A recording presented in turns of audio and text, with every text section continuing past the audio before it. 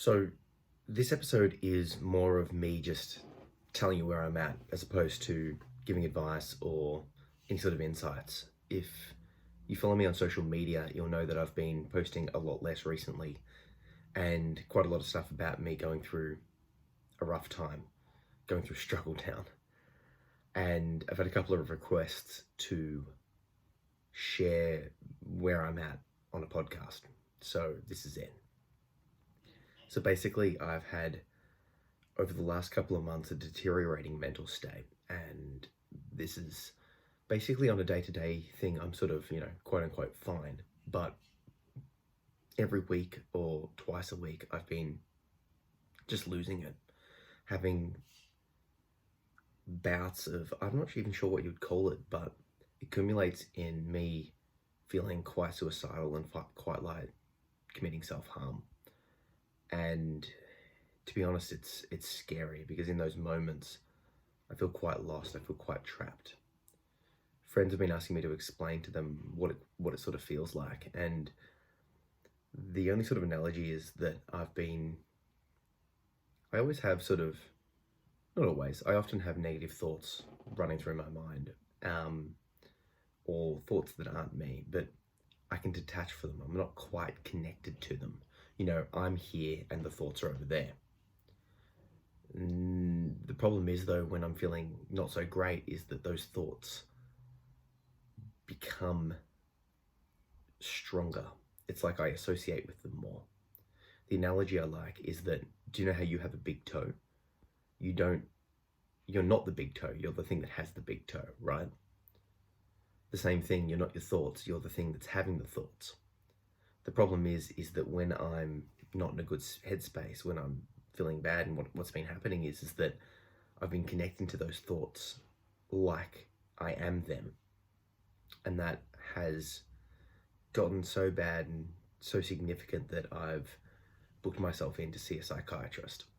And this is coming in a couple of weeks because I feel that without medical intervention, without something changing, I'm not going to be in a good headspace. I don't know what's going to happen. So I figure I should take action now. One of the bits of advice that I like to give is that you need to try everything first before you end your life, because, what's the point, right? You need to actually try everything. Now, I'm not at that stage, but those thoughts are coming and they're getting stronger, and I want to act before I can't act. So I need to put things into place. In terms of medication and that sort of stuff, I have been on medication before, so I was like, why aren't I already on them?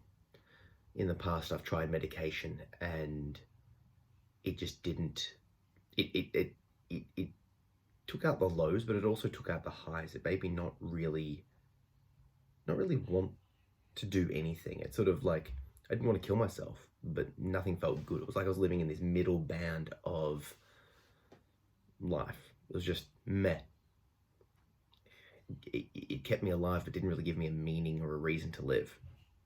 Now, back at the time, I didn't have a good psychologist. I didn't have a good mental health plan. I didn't know, 99% of the stuff I know now about self-care or anything like that. I hadn't read the books and I didn't have a good therapist on board.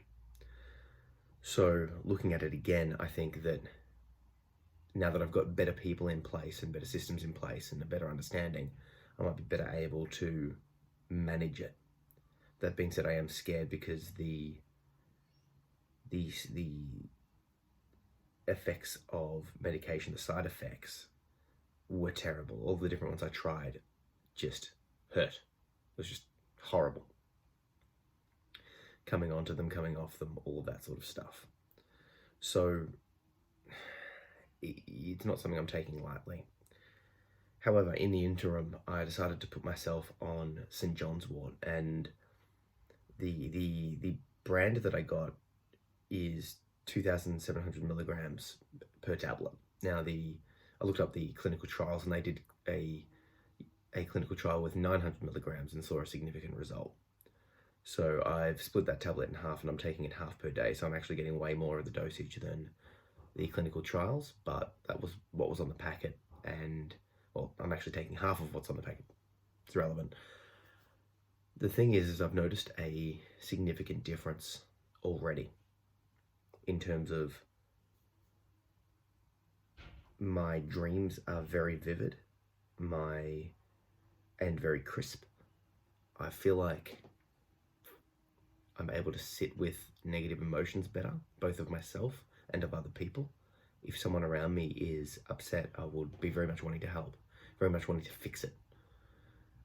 But now it's like, no, I can see that it's on them. That's their thing. I'll offer, I'll try, but if they don't want to accept, or something's up, or they're just struggling, that's okay too. It's their thing to deal with, and I'm able to sit with that.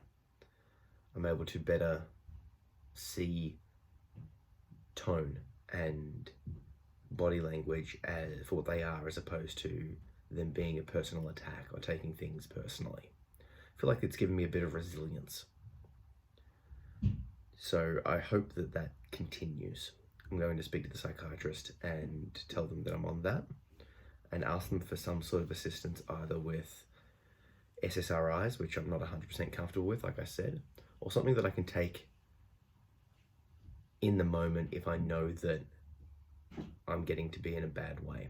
So that could be like a Valium, or something that would just be like, okay, in this instance, you need to do something to fix it. Like I need something like something to just stop this right now. Right now, I've used alcohol or weed to do the same thing, and that's works, but it's not ideal. It's not.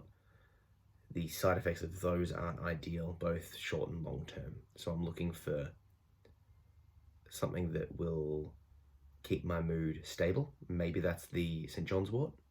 Maybe it's not. But perhaps there could be something else. So basically, I just wanted to give you guys that update. I will get back into posting more and talking more and sharing more and all of that sort of stuff. However, I just feel for the moment I'm not in the headspace to be able to find the motivation. Like I take, like I said, I've started the St. John's wort, and I also take valerian as a way to cut down the anxiety. However, today and yesterday, I, for whatever reason, fell asleep in the middle of the day, and that never happens with me. But it has done, so I'm trying to work out, well, am I just very relaxed? Is it a medication thing now? I've stopped taking coffee as well, because every time I have a coffee, it just messes with me super hardcore. So I'm having more tea. Am I not having enough tea? I don't know. I'm in a bit of a state of flux. So for everyone that's used to more regular posting, I apologise. And I will get back to it once I've got this stuff sorted. I'm seeing my psychologist in 2 weeks, my psychiatrist in 3, or a bit less now, I suppose. And I hope to get this sorted, because I know that if I don't get it sorted, bad stuff can happen, and I don't want bad stuff to happen, basically.